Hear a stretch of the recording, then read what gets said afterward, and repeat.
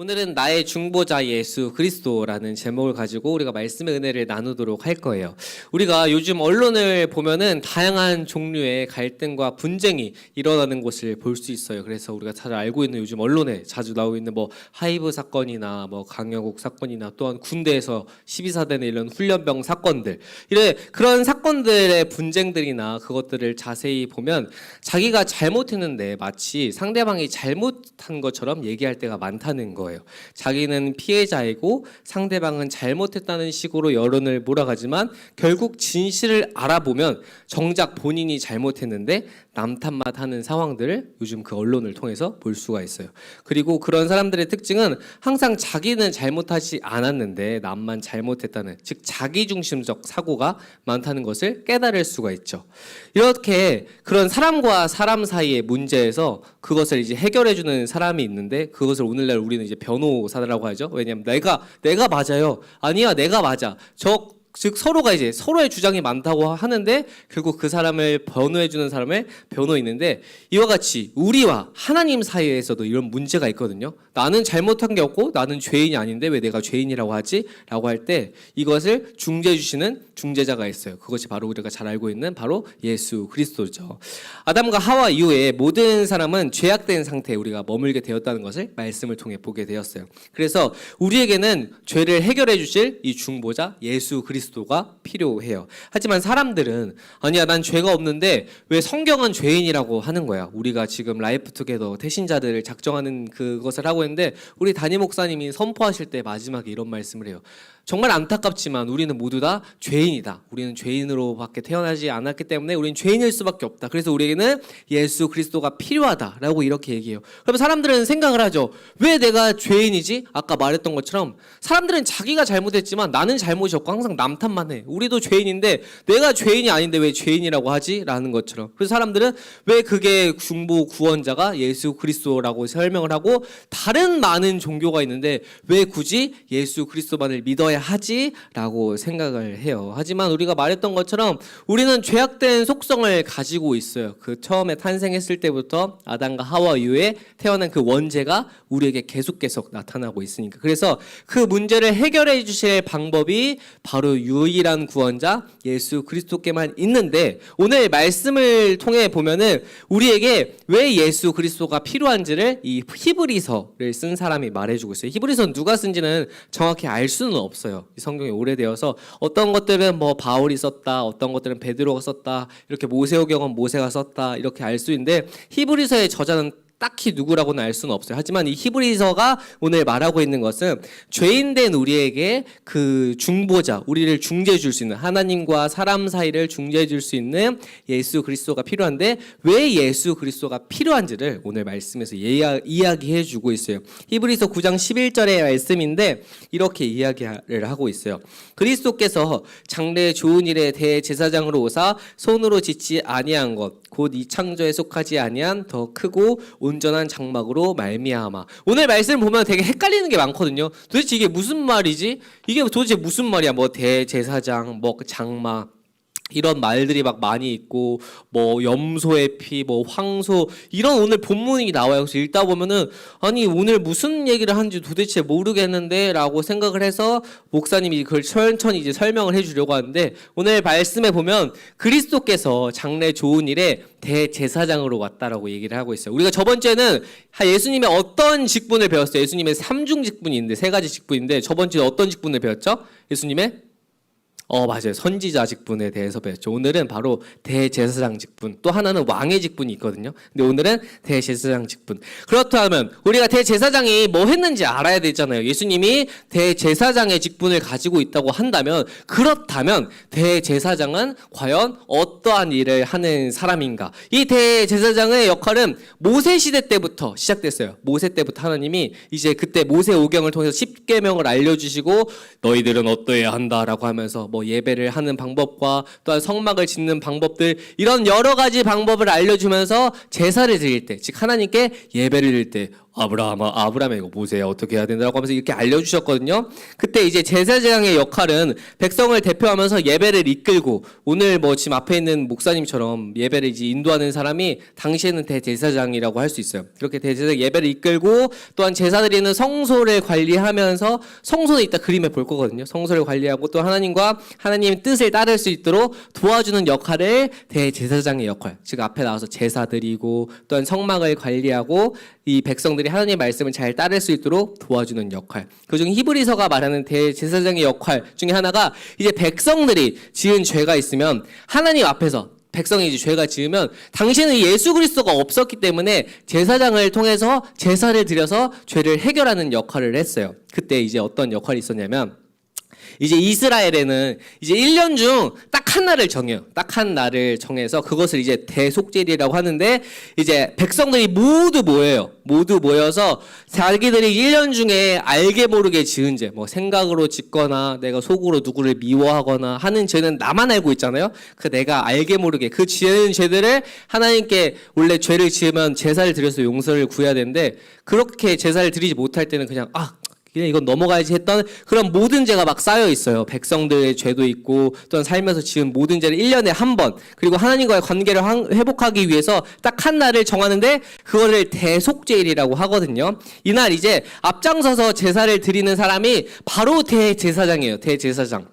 우리에게 뭐 지금 쉽게 설명하면 대제사장과 이제 목사님과 비슷하다고 할 수 있는데 똑같진 않거든요. 우리 교회 담임 목사님이 있는 것처럼 당시에 이제 백성들 이끄는 대제사장이 한 명이 있으면 1년에 모든 사람들 다 모아놓고 우리가 이제 모든 죄를 속죄해야 됩니다라고 이제 모아요. 그럴 때 이제 어떻게 하냐면 2마리 염소를 뽑아요. 2마리 염소를 딱 뽑습니다. 제비를 뽑아서 여러 이제 염소를 갖다가 2마리를 제비를 뽑은 다음에, 하나는 이제 하나님을 위해서 제사를 드리고, 또한 하나는 이스라엘 백성들 자신들이 갖고 있는 죄를 없애기 위해 뽑아요. 그러니까 자신들의 죄를 없애기 위해서 이 염소 2마리가 죽어야 되는 거예요. 죽어야 되는 거. 근데 하나님께는 이제 예배하면서 제사하면서, 하나님 저희의 부족함을 받아주세요라고 죽이고, 또 한 마리는 우리들의 죄를 미안해 너가 대신 가져가라고 하면서 염소에게 보내는 거예요. 먼저 하나님을 위한 염소를, 하나님을 위한 것은 목에다 이렇게 빨간 끈을 매서 표시해요. 이 염소를 잡아서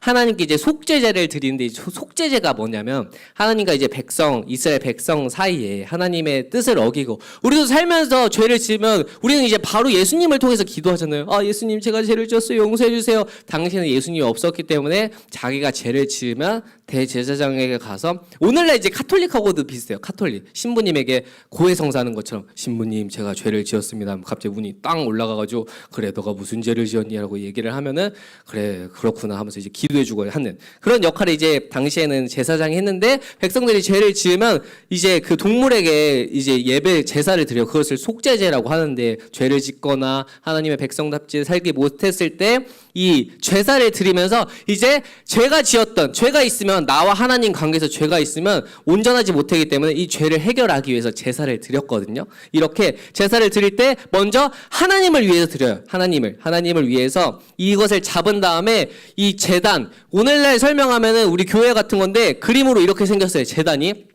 하나님이 모세를 통해서 어떻게 만들라고 설명을 했는데, 이 동그라미 친 곳이 아까 동물을 잡은 다음에 여기에 이제 각을 떠서 불로 태워서 향기를 올려 드리는 거예요. 그런데 우리가 알게 모르게 지은 죄가 막 있다고 생각하니까, 아까 그 염소를 잡은 다음에, 아까 하나님께 위한 것이란 염소라 그랬죠? 그래서 그걸 잡아서 피를 발라요. 피를 발라서 이것을 경결하게 하는 거예요. 그래서 제단을 먼저 하나님께 올려드려야 되니까 이것이 깨끗해야 된다. 이것은 죄로 물들면 안 된다 해서 제단 위에 피를 바르고, 그 다음에 여기 안이 이제 성막이거든요. 성막. 이것이 이제 두 부분으로 나눠져 있어요. 성막이. 먼저 이 처음에 있는 동그라미 친 성막에도 제사장만이 들어갈 수 있었는데, 여기서는 이제 유일하게 하나님을 만나는 공간이에요. 대제사장이 하나님의 뭐 음성을 듣기도 하고, 당시에는 이제 하나님이 모세야 어떻게 하거라 라고 하면서 하나님 말씀을 알려주는 것이 이 성막이거든요. 그때 이제 제사장만이 들어갈 수 있는 공간인데, 여기에 뭐 막 물건들이 있어요. 뭐 등잔도 있고 뭐 여러 가지가 있는데, 그것도 이제 피를 발라서 깨끗하게 해요. 그리고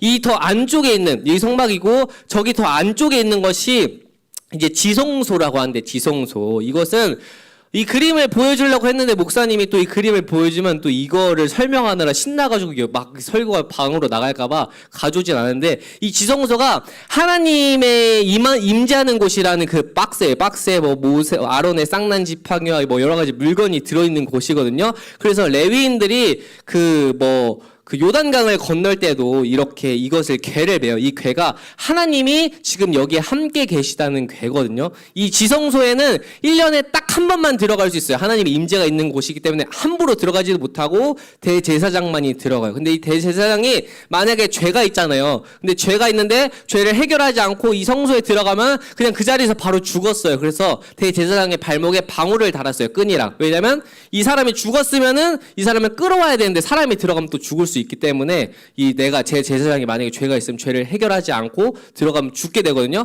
그 죽으면 이 제사장이 이 사람이 회개를 안 했구나, 회개를 안 해서 바로 죽었구나라고 해서 이것은 엄청 거룩한 곳, 그래서 1년에 딱 한 번만 들어갈 수 있었어요. 그래서 대제사장이 아까 말했죠, 죄가 있기 때문에 이 죄를 해결하기 위해서 하나님이 있는 곳에 들어가서 이 언약궤, 이 천사들이 날개로 감싸고 있거든요. 하나님이 우리와 함께 계신다는 그 박스 같은 거예요. 박스 같은 거. 그래서 이것을 또 염소의 필로 발라서 깨끗하게 해요. 깨끗하게. 그래서 하나님께 예배드리는 제단을, 아까 뭐 번제단, 이게 향기 드리는 곳, 그 다음에 성막, 여기 말했던 이 지성소를 염소회를 잡은 다음에 그것을 깨끗하게 만든 거예요. 그럼 이제 하나님을 위한 공간을 깨끗하게 했잖아요. 하나님과 우리와의 공간을 깨끗하게 했다면 이제 누구와의 깨끗하게 했느냐면 하나님과 나와 우리 이스라엘 백성들과 하나님과의 관계를 깨끗하게 해야 되는데, 이때 이제 나머지 한 염소는 어떻게 하냐면 이제 뿔에 빨간 끈을 매요. 이것을 아사셀을 위한 것이라고 하는데, 아사셀은 이제 히브리어로 내보내다라는 뜻이에요. 내보내다. 즉 이 염소를 통해서 죄를 내보내는 것이에요. 이 대제사장이,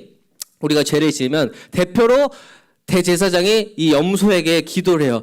염소야, 너가 우리의 죄를 대신 안고 가라. 우리가 알게 모르게 지은 죄를 우리가 지었는데 미안해. 너가 대신 안고 가라고 하면서 염소에게 죄를 전가시켜요. 우리의 죄를 전가시키면 그 염소를 이제 끈을 맨 다음에 아까 아사셀을 위한 것이라고 했죠. 내보내는 것. 즉 우리의 죄를 이 염소한테 대신 전가시키고 이 염소가 이제 사막으로 내보내요. 이 사막. 이제 사막으로 내보내면 어떻게 해요? 그죠? 이 염소가 막 이제 물을 먹기 위해서 막 뛰댕기겠죠. 막 풀을 먹기 위해서. 그런데 먹을 게 없으니까 떼약볕에 염소가 굶어서 타서 죽는 거예요. 그렇게 고통스럽게 죽는 거. 그래서 이 모습을 보고 이스라엘 백성들이 우리의 죄가 이렇게 크구나. 우리가 이 죄를 짓는 것이 굉장히 무서운 일이구나 라는 것을 깨닫게 되는 일. 그리고 염소를 이제 보내게 되면서 우리의 죄가 사라지게 되었다라고 이제 1년에 한 번을 정하는 거예요. 그래서 이제 1년에 한 번 대속죄를 정해서 두 마리 염소를 잡는 데죠. 아까는 하나님 여호와를 위한 것, 하나님께 제단 드리는 것을 깨끗하게 하고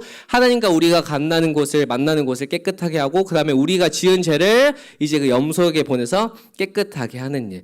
이처럼 하나님과 백성의 죄를 해결해주는 역할을 누가 했냐면 대제사장이 했다. 즉 하나님과 우리 백성들과의 중재자의 역할을 대제사장이 했는데, 그 대제사장의 역할이 바로 예수 그리스도가 해주신 것이다. 하나님과 우리의 관계를 위해서 예수님이 이 땅에 오셔서 대제사장의 역할도 하셨고 그 다음에 제물의 역할도 하셨다. 그래서 성경에서 예수님이 어린 양이라고 설명을 하잖아요. 예수님 십자가에 못 박힌 것이 방금 그거예요. 그 속죄일에 염소에게 죄를 전가시켜서 대신 내보내 죽이신 것처럼 예수님이 우리의 죄를 대신 십자가에 지시고 죽으셨기 때문에 우리의 죄가 사라지게 되는 것이에요. 그래서 히브리서 9장 12절에서 이렇게 얘기하고 있는 거예요.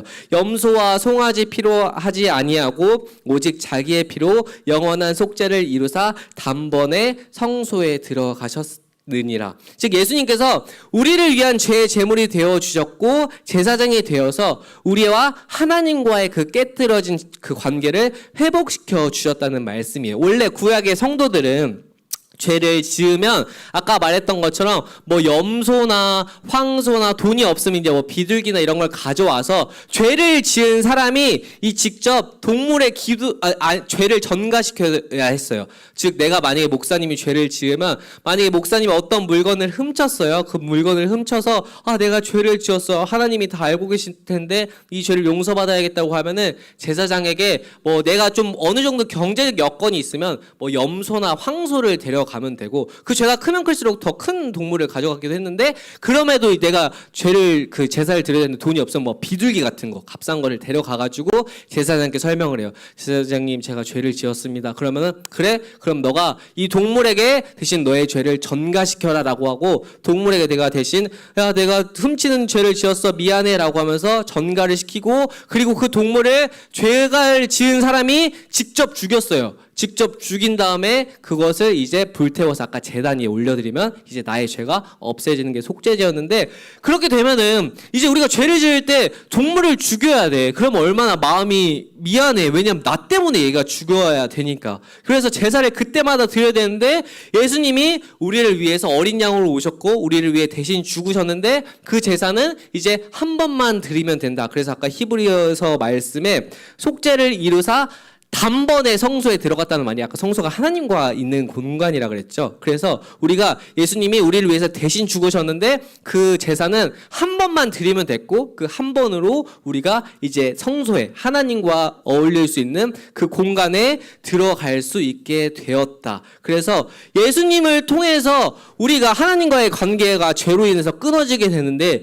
예수님이 우리의 중보자로 오셨고 우리를 위해서 어린 양으로 대신 십자가에 못 박혀 죽으셨는데 그 제사는 한 번에 드렸고 그리고 그 제사가 한 번에 드려서 우리 죄가 사라졌기 때문에 우리는 더 이상 제사를 지내지 않아도 돼. 그래서 우리가 예수님께 기도만 하면 그 모든 죄악들이 사라지게 되는 것을 대제사장과 제물로서 오셔서 우리와 하나님과의 관계를 회복시켜 주신 분이에요. 그래서 히브리서 9장 14절 우리가 오늘 보았던 히브리서 9장 14절에서 이제 어떻게 얘기를 하고 있냐면 이것을 이렇게 얘기하고 있어요. 성경 그대로 보면은 어려워서 목사님이 좀 번역을 해왔는데 이렇게 얘기하고 있어요. 14절에 이런 말씀이에요. 그렇다면 영원하신 성령을 통해 하나님께 자기 자신을 완전한 제물로 드린 그리스도의 피는 어떻겠습니까? 그의 피는 죽음에 이르게 하는 행동에서 우리 마음을 깨끗하게 하고 살아계신 하나님을 섬기는데 부족함이 없도록 할 것입니다. 이렇게 얘기했어요. 즉 우리를 위해서 하나님과 우리의 관계를 위해서 예수님이 하나님이신 분이 인간의 몸을 입고 오셨고 대제사장의 역할처럼 우리를 위해 제사를 드렸는데 그러면서 어린 양과 모습으로 제물이 되어서 우리를 위해서 대신 죽으셨어요. 근데 그 피로 말미암아서 우리가 이제 깨끗하게 되는 거예요. 주님 도와주세요. 제가 죄를 지었어요. 용서해 주세요라고 예수님의 이름으로 기도하면 우리의 죄가 깨끗하게 되는 거고 우리가 이 세상 가운데 죄악 가운데 나아가지 않고 주의 보혈로 나아갈 수 있는 은혜가 바로 그리스도의 피로 얻게 되는 것이에요. 그래서 우리가 기도할 때 예수님의 이름으로 기도드립니다 라는 이 예수님의 이름의 기도가 바로 이것에 있는 거예요. 예수 그리스도의 피로 말미암아 우리가